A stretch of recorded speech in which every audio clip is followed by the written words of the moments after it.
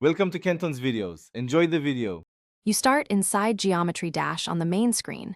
Open the music menu to access the song list immediately.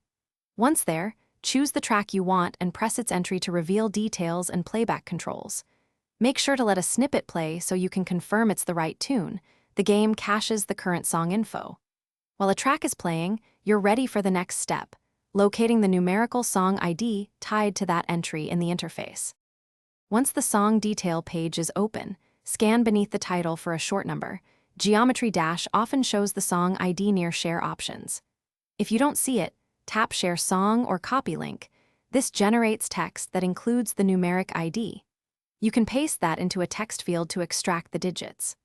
Alternatively, open the level editor or view the song on community sites where the ID is listed alongside metadata for context. After you note the numeric ID, verify it by searching within Geometry Dash or a community song database to ensure it matches the track.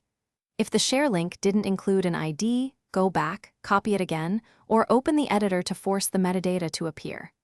If the game still hides the ID, clear the app cache or restart Geometry Dash. That often restores missing UI elements. If problems persist, try a reinstall as a last resort to Thanks for watching. Consider subscribing if we helped you.